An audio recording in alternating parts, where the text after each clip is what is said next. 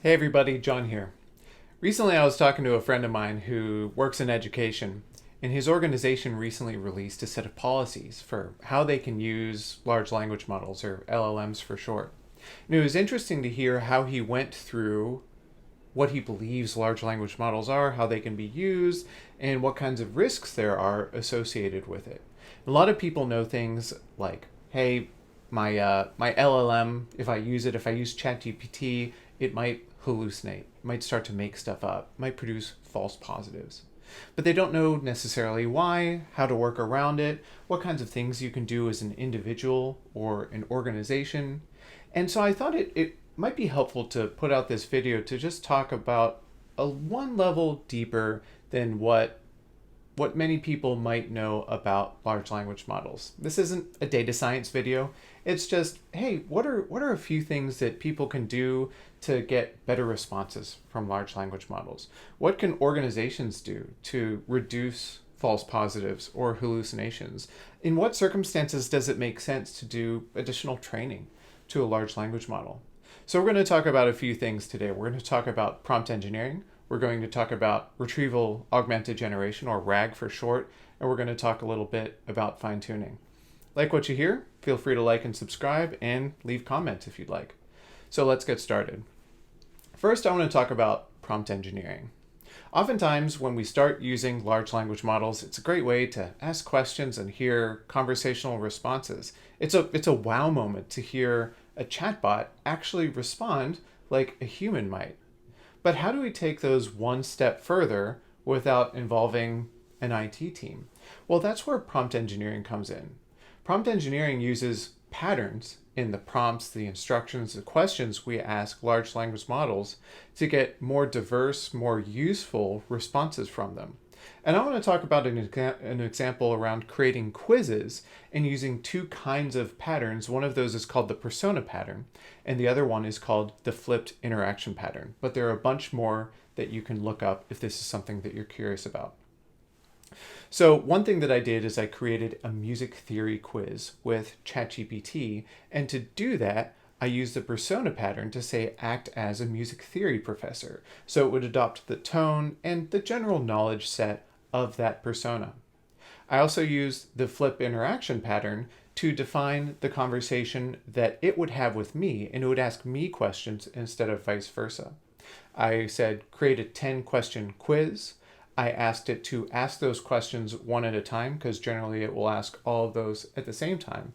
And then finally, I asked for it to give me the score at the end and to ask me the first question first. So that's the persona pattern and the flipped interaction pattern.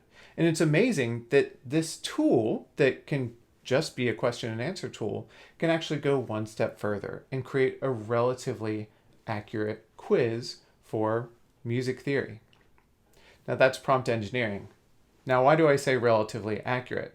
Well, after creating this quiz a few times, I noticed that about 1 out of 10 times the LLM would hallucinate or would give me 4 multiple choice answers, and none of those would be the right answer. And the reason why that is ChatGPT is not, and most LLMs are not fact finders. They're conversational assistants. They're trained to be conversational. And because of that, sometimes they will just make things up to continue what they believe, believe it's as if they're human, what they believe to be the right next thing to say. Fortunately, there's something called RAG, or Retrieval-Augmented Generation, that teams can deploy to reduce the likelihood of hallucination. So how does that work? From a very high level, when a prompt is entered into a client, an LLM client like ChatGPT or Llama, Cohere, etc., teams can implement a data store that has things like customer service knowledge bases, company policies, things like that, and return a set of facts or send those facts to the large language model, and then send back a both conversational and accurate response. Why is this important, you might ask? Well, some of you might have heard that in February 2024, there was a North American airline that was sued for an LLM-powered assistant they deployed on their website that set the wrong expectations around a refund policy for the customer. And they ended up losing money And on the day of that ruling, when the judge said, "Hey, you're responsible for this," lost 7% of their stock value. So there can be a lot of value realized from deploying RAG in an organization. Now, it's important to set the expectations that even RAG doesn't fully mitigate the risk of hallucination happening. So it's important to be thoughtful about, hey, once we implement this RAG, what's the likelihood of hallucination? And is this being utilized for a use case where the risk of that happening is acceptable? So that's RAG for large language models. Now, the last thing I want to talk about is in which circumstances do I want to do additional training on a large language model? And that's called fine tuning. Now, there are a few different use cases, but two I want to touch on are in industry specific settings, like let's say you're working for a large medical device manufacturer, or brand specific settings. When your organization has such a profound focus on the tone and branding by which you interact with customers, that it would be valuable to have a digital assistant that really embodies that kind of tone. That's when fine tuning makes sense, where having prompt response samples fed into the model to make sure it understands industry terminology, maybe for internal use cases, or that for a customer facing assistant on the website, that it's fed prompts and responses that match the kind of brand tone that matters. That can really drive value in some specific settings. This is also usually the highest cost thing, the highest cost method that we've talked about on this video. But if the kinds of returns that organizations can see make that worthwhile, it's worth investigating.